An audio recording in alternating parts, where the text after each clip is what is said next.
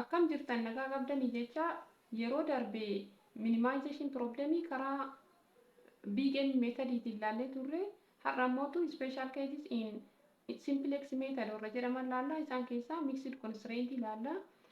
Isin subscribe godhaa like godhaa isiniin jedha maaliif viidiyoon kun isin fayyada yoo ta'e subscribe yoo gootan yeroo biraallee viidiyoon kiyya biraallee isin bira dhufa waan ta'eef subscribe godhaa isiniin jedha like godhaa. Fi komentii barreessaa keessattuu komentii barreessuun dagatinaa isiniin jedha maaliif yaadni keessan anana jabeessa waan ta'eef yoo itti fufiillee ta'e yoo lakkii waan biraallee ta'e waan ta'e haa ta'u qeeqallee haa ta'u yaadallee haa ta'u waan ta'eef hin barbaada waan ta'eef komentii barreessaa isiniin jedha kallattimaan gara barumsa keenyaatitti deemnaa jechaadha. Max z is equal to 6x1 plus 8x2 subject to x2 less than or equal to 4x1 plus x2 is equal to 9 x1 plus 2 x2 greater than or equal to 24 x1 x2 greater than or equal to 0 jedha. Kuni adda har'a kun adda maaliif yoo ta'e less than or equal to keessa qaba equal to keessa qaba greater than or equal to keessa qaba wannoon kenna immoo objective functioning kenna immoo maximization jira jechuudha. Kanaafuu adda jechaadha. Saniifuu akkana kunni yoo nuti dhufe akkamitti solve goonaa akka jedhu sanii simplex methodidha waan ta'eef xiqqooshii nu rakkisuu danda'a jechaadha. Saniifuu akka dhumaatitti ilaalaa isiniin jedha viidiyoo na waliin turaa jechuudha. Jalqaba isa kan akkam goonaa isa jedhu inni less than or equal to nu kenname slack variable itti edaana isa equal to nu kenname artificial variable bichaatti edaanee akkasuma dhiifna isa greater than or equal to nu kenname immoo surplus variable irraa hir'isnee artificial variable itti edaana jechuudha. San booda objective function keenya irratti minus m daballaa jechaadha. Maal goone coefficient of artificial variable goone maaliif coefficient of artificial variable goona maaliif minus m goona isa jedhuuf ammoo minus m ni goonu for maximization minus m fayyadamna jennee turre jechaadha. San ammoo viidiyoo darbe keessatti yoo ilaaltan hin argattan jedhee yaada. Viidiyoo minimization wanna big M method irra dalagame irratti jechaadha. Jalqaba isa less than or equal to fi greater than or equal to nu kenname kana gara equal to titti jijjiirraa jechuudha. Constraint kana naa jalqabnu constraint kun maal jedha ka jalqaba x2 less than or equal to 4 jedha jechaadha. Kuni less than or equal to jira kana jechuun x2 afurii gadi jechaadha. X2 jechuun irra xiqqaa afurii jechuudha. Kanaafuu wal qixa gochuun maal nu barbaachisa ree waa wayii ta'e da'uu nu barbaachisa jechuudha. Wanni ta'e dhaan sun ammoo maal jedhama slack variable jedhama jechuudha. Sanillee viidiyoo taree keessa dubbadheera waan ta'eef isa deebitanii theory simplex method ilaaluu dandeettanii jechuudha. Saniifuu maal goona ree x2 plus s1 jedhee haa fudhadhu slack variable kiyya is equal to 4 amma maal ta'e jira gara standard formitti jijjiiramee jira jechuudha. Kan ammoo constraint x1 plus x2 is equal to 9 jedhu kana jechuudha. Kun ammoo inni jalqabayyuu equal to jira waan ta'eef artificial variable bichaatti edaanii akkasumatti kaannaa jechuudha. Kanaafuu maal goona ree x1 plus x2 is equal to 9 jedhami. Kana jechuun maal goona x1 plus x2 plus artificial variable kiyya a1 jedhee fudhadhu is equal to 9 jedhee kaa'aa jechuudha. Kanuma akkasuma dhiifnaan goonu biraan qabu maaliif equal to 1 jiruuf jechuudha. Kabira ammoo constraint sadaffaan 6x1 plus 2x2 greater than or equal to 24 jedha. Kana jechuun ammoo 6x1 plus 2x2 kiyya maa inni irra guddaa 24 jechuudha. Kanaafuu maal nu barbaachisa ree waa wayii irraa hir'isuu nu barbaachisa. Wanni irraa hir'isu ammoo maa inni surplus variable dha jechuudha. Surplus variable irraa hir'isnee artificial variable itti edaana. Isallee minimization problemii keessatti sirriitti agarsiiseera jechaadha. Saniifuu maal goona ree 6x1 plus 2x2 greater than or equal to 24 jedha. Kana maal goona ree 6x1 plus 2x2 minus s1 yesi fayyadameera waan ta'eef minus s2 plus a1 yesi fayyadameera a2 is equal to 24 godha jechaadha. Haala kanaan amma standard form kiyyatti naa jijjiiramee jira jechuudha. Amma itti aansinee maal goona objective function kenna karaa kanaan kenna jechaadha. Akka standard formitiitti objective function kenna kaan. Objective function kiyya maal jedha max z is equal to 6x1 plus 8x2 jedha. Kanaafuu maal goona ree z is equal to 6x1 plus 8x2 jedha inni amma maal goona ree minus m a1 minus m a2 plus s1 minus plus 0s1 minus 0s2 akkanatti kakaan. Kana 6x1 plus 8x2 jechuun objective function makenna minus a1 fi a2 qabna artificial variable kenna s1 fi s2 illee s2 ni surplus variable dha s1 namoota slack variable kenna minus m kun ammoo m jechuun lakkoofsa guddaa gara infinity nu geessu maximization problem irratti minus m fayyadamna minimization problem irratti ammoo plus m fayyadamna jennee turre video darbe keessa dubbateera sanii amma minus m kenna kun akka coefficients of artificial variability nu fayyada jennee turre saniifu artificial variability waan qabnu dirqama m kenna dhufuu qaba jechuudha maaliif inni coefficients of artificial variability waan nu fayyadu minus m ammoo nu fayyadamne maximization problem waan ta'eef minus m fayyadamna jechuudha asitti plus 0s1 0 ni fayyadamne ammoo objective function kenna equal to waan jiruuf artificial slack variability jedhamu fi surplus variability irraa hir'isuu qabnu jechuudha standard form jijjiiru waan jalqabayyuu equal to jiruuf jechuudha asitti plus s1 yoo ni godheef ammoo slack variability kiyya minus s2 kiyya ammoo surplus variability kiyya jechuudha kaasii irraa hir'isa kun surplus idha inni asitti ta'ee kun ammoo slack variability kiyya jechuudha 0s1 ni slack idha minus 0s2 ammoo surplus variability kiyya jechuudha amma objective function akkanatti kennee jira taansinee tartiibuma sanii constraint kenna ka standard form jijjiiranne kana kaa'annaa jechuudha saniifuu ka jalqaba x2 less than or equal to 4 ka jenneef constraint kamtu sirraa'ee kaa'ame x2 plus s1 is equal to 4 dha jechuudha x2 plus s1 is equal to 4 isa kanatu standard form kaa'ame ittaanii ammoo x1 plus x2 is equal to 9 ka jedhuuf x1 plus x2 plus a1 is equal to 9 x1 plus x2 plus a1 is equal to 9 dha jechuudha constraint sadaffaan ammoo 6x1 plus 2x2 greater than or equal to 24 ka jedhu kana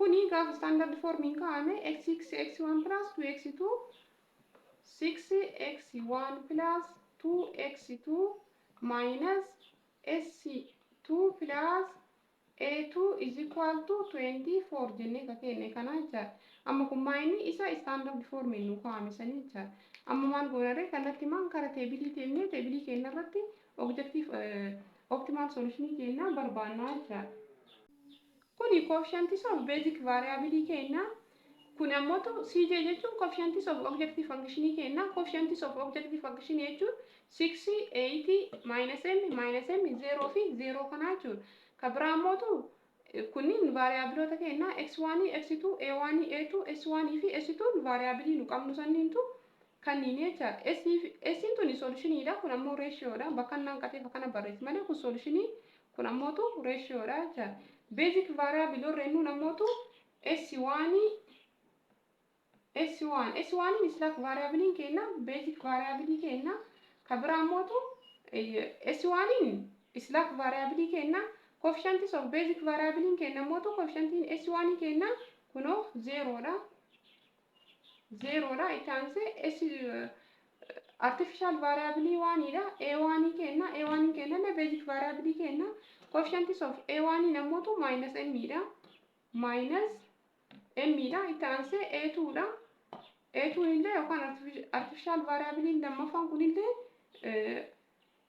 basic variable kenna jechuudha coefficient isaa minus m dha jechuudha kunoo kan arganne irraa itaansinee amma immoo maal barbaanna constraint kenna ka tartiibaan kaa'anne kana as keessa galchina jechuudha saniifuu constraint jalqaba x2 plus s1 is equal to 4 jedha kana jechuun x1 0 dha jechuudha x1 qabnu waan ta'eef x1 0 dha x2 kenna ammoo tokko jechuudha x2 1 a1 qabnu 0 dha a2 kenna illee 0 dha itti aansee s1 qabna s1 kenna 1 dha jechuudha s2 ammoo 0 dha qabnu waan ta'eef solution kenna is equal to 4 jedha waan ta'eef 4 dha jechuudha kuni ka'ee nuti ka constraint jalqabaate jechuudha itti aansee constraint lammaffaa fi constraint lammaffaa x1 kenna 1 dha x2 kennallee 1 dha maaliif x1 plus x2 dha waan ta'eef x1 1 dha x2 illee 1 dha A1 kenna 1 dha kuno constraint lammaffaa irratti A1 qabna A1 illee 1 dha itti aansee A2 dha A2 hin jiru kanaafu 0 dha jechuudha constraint lammaffaa keessatti A2 waan hin jirreef 0 dha itti aansee S1 dha S1 hin qabnu 0 dha itti aansee S2 dha S2 illee hin jiru constraint lammaffaa keessa kanaafu 0 dha is equal to constraint kenna meeqa 9 sagalii jechuudha sagalii itti aansee constraint sadaffaadha constraint sadaffaan x1 kenna meeqa 6 dha jechuudha itti aanee 2x2 jedha 2 dha A1 kenna meeqa A1 hin qabnu constraint sadaffaa keessaa kanaafu 0 dha jechuudha itti aansee A2 dha A2 kenna meeqa 1 dha itti aanee S1 dha S1 constraint kana keessaa hin qabnu kanaafu 0 dha jechuudha itti aanee S2 dha S2 kenna meeqa -1 dha jechuudha -1 is equal to 24 dha solution kenna jechuudha amma kan argannee irraa itti aansinee maal barbaanna zj kenna barbaanna jechuudha zj kenna barbaanna jechuudha zj illee akka haaluma duraaniin barbaadaa dhufne saniin barbaanna zj kenna akkamiin barbaanna zj kenna haalli nuti hin barbaannu coefficients of basic variable times coefficient constraint keessaa kaniin waliin baay'ifnaa jechuudha san jechuun amma kan jalqaba kana yoo dalayne 0 times 0 plus minus m times 1 plus minus m times 6 ta'a jechuudha zj jennu kan koloman 1 jechuudha saniif akkam godhare 0 times kuno 0 tana 0 times 0 tana jechuudha 0 plus itti aansinee ammallee maal godhare minus m times 1 minus m times 1 plus itti aansinee ammallee maal godhare minus m times 6 minus m times 6 jennaan jechuudha kana jechuun maayini 0 times 0 0 dha plus minus m times 1 jechuun ammoo minus m dha plus itti aansinee minus m times 6 jechuun illee minus 6 dha jechuudha kana jechuun 0 plus minus m jechuun minus m dha minus m plus minus yeroo ta'e minus 6 ta'a jechuudha kana jechuun maayini minus m minus m times 6 kan jennaan kun minus 6 m kanaafuu 0 plus minus m dha minus 6 m ta'a jechuudha minus 6 m minus m minus 6 m jechuun ammoo minus 7 m dha jechuudha zj'n keenya jalqabaa meeqa taare minus 7 m ta'a jechuudha minus 7 m itti aansee ammallee zj keenya lammaffaa barbaannaa kan itti aanuufillee zj'n haaluma kanaan kan dalagamu 0 times 1 plus minus m times 1 plus minus m times 2 ta'a jechuudha saniifuu 0 times 1 plus minus m times 1 minus m times 1 plus minus m times 2 minus m times 2 0 times 1 0 dha plus minus m times 1 minus m dha plus minus m times 2 minus 2 m dha jechuudha kana jechuun 0 minus m minus 2 m ta'a jechuudha 0 minus m dha minus m minus 2 m jechuun is equal to minus 3 m ta'a jechuudha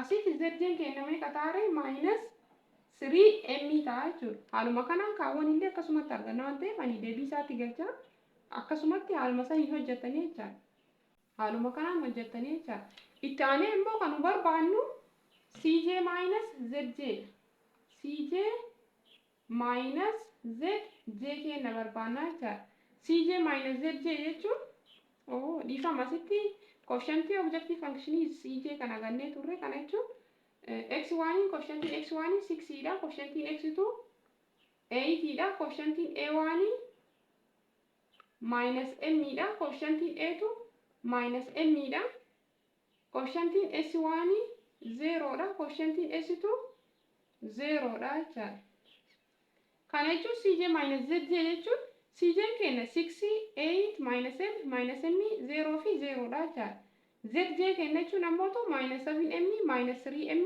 minus m minus m 0 m fi minus 33 m senneen kana jechuudha kana jechuun CJ keenyarraa ZJ keenya hir'isnee as kaa'annaa jechuudha. CJ minus ZJ jalqaba keenya kanaa kaasii haa barbaannu. Kana jechuun CJ keenya meeqa 6 dha jechuudha.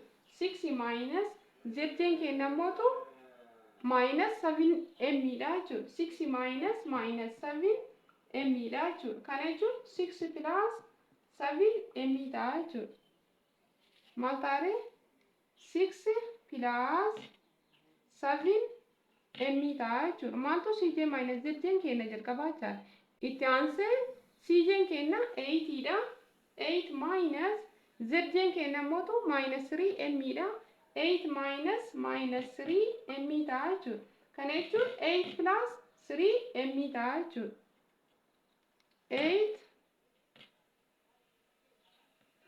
8 plus 3 m dha jechuudha. Itti aansee CJ keenya minus m dha. Minus m minus ZJ keenya illee minus m dha. Minus m minus m dha jechuudha. Kana jechuun minus m plus m dha jechuudha. Minus m plus m jechuun is equal to 0. Positive fi negative yoo ta'e 0 ta'a jechuudha. Kanaafuu 0 ta'a jechuudha. Itti aanee minus m dha. CJ keenya minus m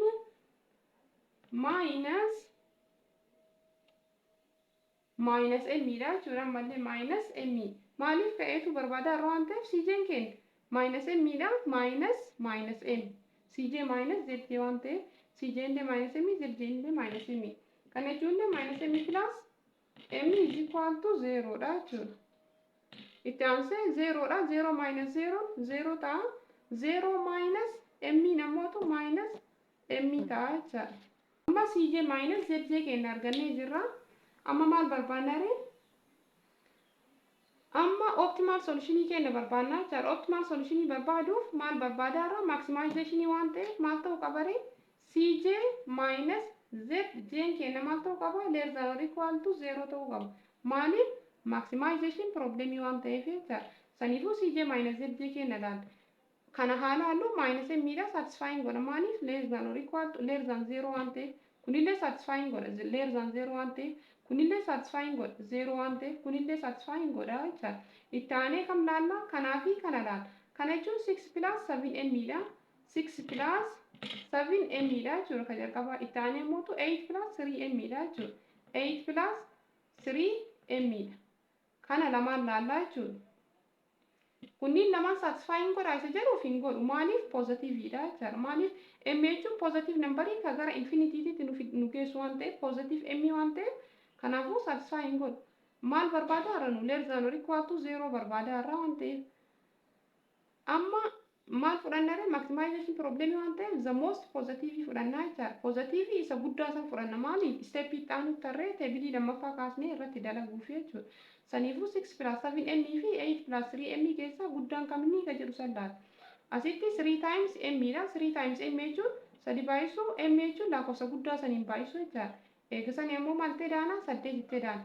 Ka jalqabaa 6 plus 7 m namootu 7 baay'isu m hin baay'ifne m lakkoofsa guddaa saniin baay'ifne 6 itti daana. Kanaafuu lakkoofsa 7 baay'isu m wayyeemmoo 3 baay'isu m tu caalaa xiqqaadha caalaa guddaadha jedhu 7 m tu caalaa guddaadha jechuudha. 6 plus 7 m tu maal ta'a? Interim variable keenyaaf isa fudhannaa jechuudha. Kanaafuu x1 hin ta'e maal taatire? Interim variable keenya taate jechuudha. Kolomanii kun ammootu kii kolomanii keenya ta'a jechuudha. x1 hin ta'e interim variable keenya taate kolomanii kun ammootu kii kolomanii keenya ta'a jechuudha. Amma kii kolomanii argannee jirra. Interim variable argannee jirra. Leaving variable keenya barbaanna. Leaving variable ammoo akkamiin barbaanna isa dhuuf solution keenya kii kolomanii keenya irraa jechuudha. Bara biraatiin maal barbaanna? Ratio keenya barbaanna jechuudha. Ratio barbaanna jechuudha. Kana jechuun 4/0. 4/0 undefined dha. Hin danda'amu jechuudha. Undefined dha. Itti aansinee 9/1. 9/1 is equal to 9 dha jechuudha. Kanaafuu 9 itti aansinee 24/6. 24/6 kana jechuun is equal to 4 dha jechuudha. 4 undefined dha. Maaliif 4/0 jechuun hin danda'amu. 4/0 undefined dha. undefined dha jechaadha. Kanaafuu hin danda'amu. Isaan dhiifnaa jechaadha. Amma maal goonaree living variable keenya kam ta'a? Positive lakkoofsota positive kana keessa lakkoofsa xiqqaa san ta'a jechaadha. Lakkoofsi xiqqaa ka jalqaba undefined waan ta'eef kun hin danda'amu. Isa fudhannu 9 fi 4 laalla. 9 fi 4 keessaa xiqqaan 4 jechaadha. Kanaafuu rooyin tun maal taatire? Living rooyii keenya taate jechuudha. Living rooyii keenya taate. Eetu living rooyii keenya taate. X1 ammoo entering variable keenya jechaadha. Kun ammoo living variable keenya. Karaa biraatiin ammoo key rooyii keenya jechaadha. 6 tun ammoo maal keenya jechuudha? Key elementii keenya jechaadha. Itti aansinee amma teebilii biraa irratti kanarraa teebilii biraatti darbinee hojjannaa jechuudha. Teebilii kanarraa gara teebilii kanaa jijjiirra jechuudha. Amma teebilii jalqabaarraa gara naayifinnaa jechuudha. Kuni CJ'n coefficient of objective function keenya basic variable fi kunniin variableota nu qabnu x1, x2, a1, s1, s2 fi solution fi ratio keenya jechuudha. Eetuun ammoo living variable waan ta'eef hin dhiifnaa jechaadha. CJ'n ammoo coefficient of objective function waan ta'eef coefficientiin x1 6 dha. 6 coefficientiin x2 8 dha. Coefficientiin a1 minus m dha. Coefficientiin s1 0 dha. Coefficientiin s2 illee 0 dha jechuudha. Ka biraa immoo asirraan s1 akkuma jalqaba qabnutti fudhannee asii galchina. Asitti s1 kunooti. Coefficientiin isii 0 dha. A1 asii kanallee akkasuma fudhannee finna. Coefficientii moonii finna minus m dha. x1 ammoo entering variable waan ta'eef saniif ay dhufaa jechuudha. Eetuun keenya ammoo living variable waan ta'eef inni asii bahaa bakka isaa x1 seena. x1 ammoo coefficientiin x1 6 dha jechuudha. 6 waliin gara nas dhufaa jechuudha. Amma kan barbaannaree ka 6 kana barbaannaa jechuudha. Ka x1 kana barbaannaa jechuudha. x1 keenya maal keenya? New value keenya jechuudha. New value is equal to odd value over key element formula kanaan kan barbaannu. Odd value jechuun eetuu keenya ka living variable ta'e kun odd value keenya ta'a jechuudha. Maal barbaaduuf? x1 barbaaduuf. x1 keenya new value keenya jechaadha. Over key element. Key elementiin ammoo 6 dha jechuudha. Maaliif 6 ta'e key elementiin ka jedhuuf ammoo bakka intersectioniiti. Bakka key kolomanii fi key roon keenya itti wal qaxxaamura waan ta'eef key elementii jedhama. Eenyu 6 kun jechuudha. Saniifuu odd value over key elementii goonee new value keenya kana barbaannaa jechuudha. Formula new value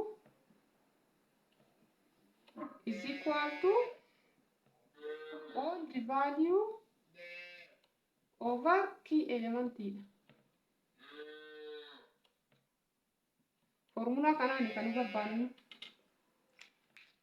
Kaneessuun amma x1 keenya kan barbaadaa jirru x1 odd value isaa ka jalqabaa 6 kanaaf odd value isaa maayini 6 dha jechuudha. Over key elementiin keenya 6 kanaaf key elementiin keenya nunni 6 maa jechuudha. Is equal to 1 ta'a jechuudha. Kanaafuu asitti meeqa kanaree 1 dha. Itti aansee ammallee odd value keenya ka kanaa 2 dha. 2 over key elementiin keenya 6 dha jechuudha. Kana jechuun is equal to 1 over 3 dha jechuudha. Itti aansee maal taaree 1 over 3 dha jechuudha. Itti aansee ammallee odd value kiyya ka kanaa maayini 0 dha. Ka A1 kanaafuu 0 over key elementiin kiyya 6 ma jalqabaa kanaa. Kanaafuu 0 over 6 jechuun is equal to 0 dha jechuudha. Itti aanee asirratti eetu jira. Eetu living variable waan ta'eef hin dhiifna. Ka eenyu barbaannaree ka S1 barbaanna. S1 keenyaaf odd value keenya meeqa? 0 dha jechuudha. 0 over key elementiin keenya meeqa? 6 dha. 0 over 6 is equal to 0 ta'a jechuudha. 0. Itti aanee ka S2 ti. S2f odd value meeqa? Minus 1 dha. Minus 1 over key elementiin keenya 6 dha. Minus 1 over 6 ta'a jechuudha. Minus 1 over 6 ta'a jechuudha. Itti aanee ka solutionii keenyaati. Itti aansee ka solutionii keenyaa. Solutioniin keenya odd value isaa 24 over key elementiin keenya meeqa? 6 dha jechuudha. 24 over 6 jechuun 4 dha. solution kiniin keenya haaraan meeqa taari 4 ta'a jechuudha. Kan argannee jirra. Amma immoo S1 fi A1 keenya immoo isa kanaa fi kaawwan irraa formula biraatiin barbaada. S1 keenya yookaan immoo A1 keenya formula biraatiin barbaadna. Formula kamiin barbaadna? All the value minus corresponding key column corresponding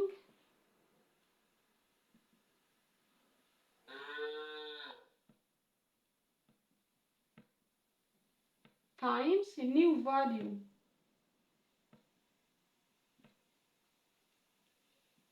Formula kanaan kan barbaadnu. All the value minus corresponding key column times new value. Formula kanaan eenyuun barbaadna? S1 fi A1 keenya barbaadna jechuudha. S1 haa jalqabnu. S1 keenya all the value keenya eenyuun S1 jalqabaa ta'e jalqabaa irra ka argamu karoowwii jalqabaa irratti argamu kun all the value keenya ta'a jechuudha. Eenyuuf S1 keenya kanaaf jechuudha. Corresponding key column keenya key column jechuun isa kana inni kun x1 keenya kun key column keenya corresponding key column s1 famoo eenyuun taare 0 ta'a jechuudha. Roowii kana 0 tuni key column isiite jechuudha. Times new value enne new value jechuun ammoo value x1 kan maddisii asitti arganne kana jechuudha. Kanaafuu ka s1 akkamii barbaannare all the value keenya 0 dha minus corresponding key column keenya 0 matana 0 times new value keenya ka jalqaba irraa arganne maayini 1 dha jechuudha. Kana ta'a kana jechuun ammoo 0 minus 0 times 1 0 minus 0 ta'an jire is equal to 0 dha jechuudha. Asitti S1 keenya meeqa taare 0 ta'a jechuudha. Itti aansee ammallee x2 irra ka argamu all the value keenya meeqa 1 dha jechuudha. 1 minus corresponding key column roowii kanaaf eenyuun 0 tan 0 times new value keenya meeqa 1 over 3 dha jechuudha. 1 over 3 kana jechuun maal taare 1 minus 0 times 1 over 3 jechuun 0 is equal to 1 ta'a jechuudha. 1 amma itti aansinee ka A1 barbaadna. All the value S1 kanaaf all the value keenya S1 kanaaf asirratti eenyuun taare 0 tana ta'a jechuudha. 0 minus corresponding key column keenya 0 tanaaf eenyuun 0 matana jechuudha. 0 times new value keenya meeqa A1 fi new value keenya 0 tana jechuudha. 0 kana jechuun 0 minus 0 is equal to 0 dha jechuudha. Itti aansinee ka S1 barbaadna. A2 keenya living variable waan ta'eef hin dhiibu. Ka S1 barbaadna. S1 fi eenyuun all the value 1 dha jechuudha. 1 minus corresponding key column keenya S1 kanaaf eenyuun corresponding key column keenya S1 kanaaf 0 tana jechuudha. 0 times new value keenya S1 kanaaf new value keenya 0 tana jechuudha. 0 kanaafuu 1 minus 0 ta'a is equal to 1 dha jechuudha. Itti aansinee nu barbaanna ka S2 barbaanna. S2 all the value keenya 0 dha. 0 minus corresponding key column 0 tanaaf eenyuun 0 tana jechuudha. 0 times new value S2 keenya kanaaf new value keenya meeqa minus 1 over 6 dha jechuudha. Minus 1 over 6 dha. Kana jechuun 0 minus 0 times minus 1 over 6 jechuun 0 is equal to 0 dha jechuudha. Amma immoo ka eenyu barbaanna ka solutionii keenyaa barbaanna. All the value keenya meeqa 4 dha. 4 minus formula kanaan ka dalagaaru all the value minus corresponding key column times new value.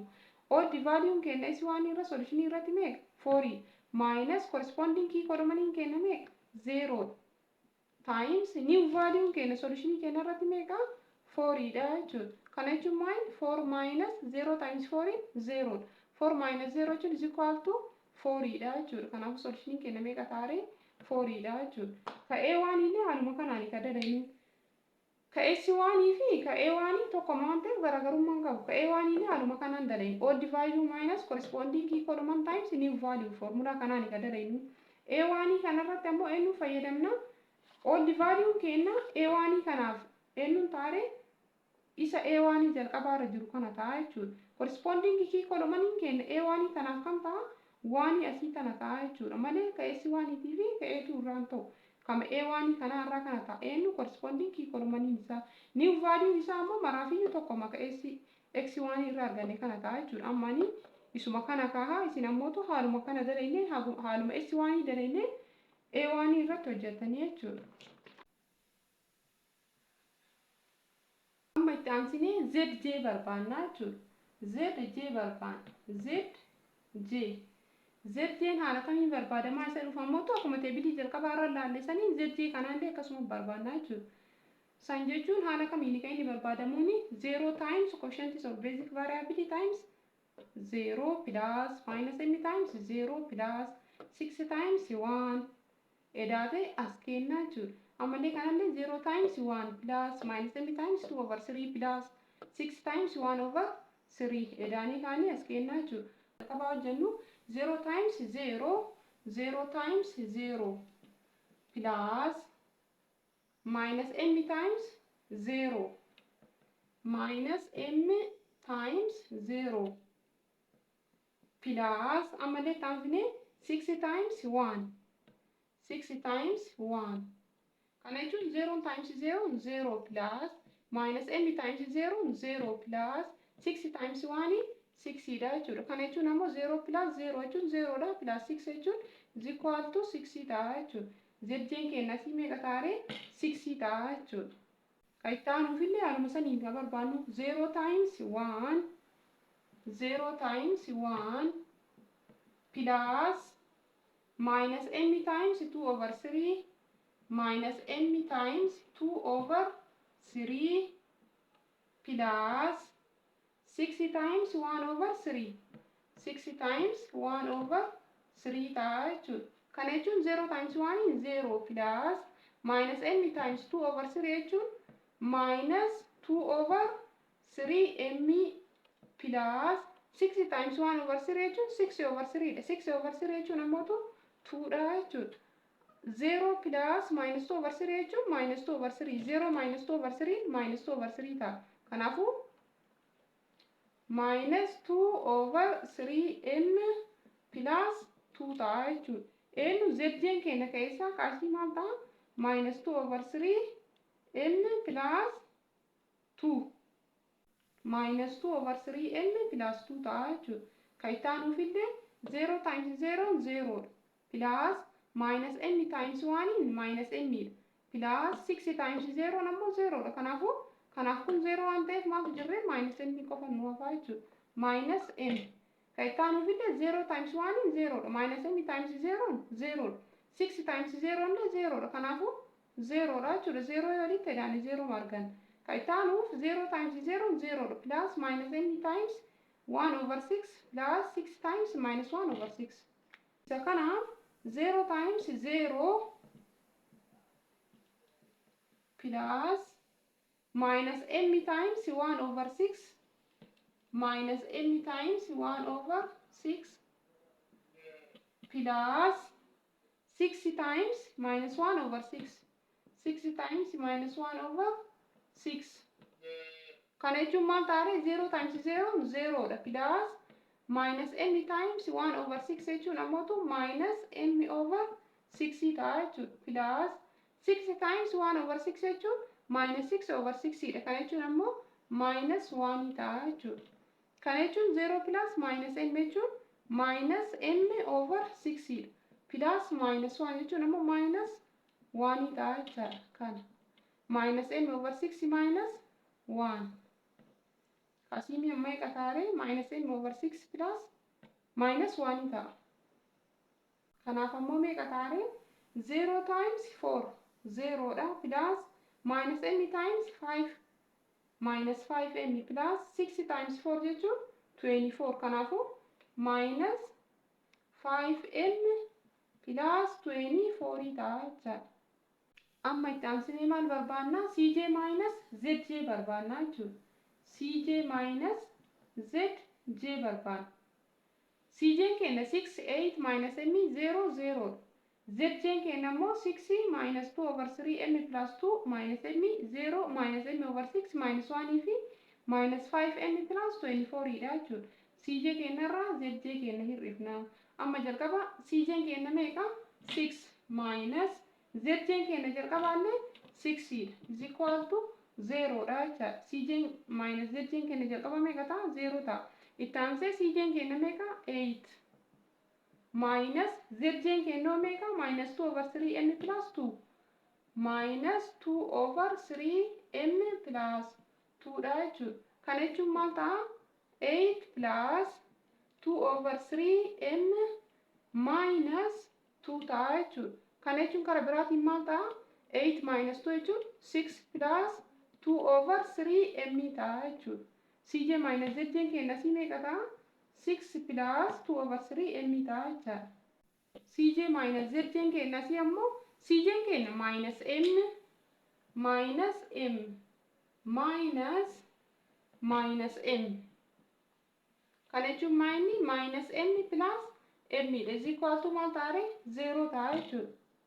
Itti aansee akka kanaati cjn keenya meeqa 0 dha. 0 minus zn keenya illee 0 dha. Kanaafuu 0 ta'a jechuudha. Kattaan ammoo isa kana cjn keenya 0 minus zn keenya ammoo minus n over 6 minus 1 dha jechuudha.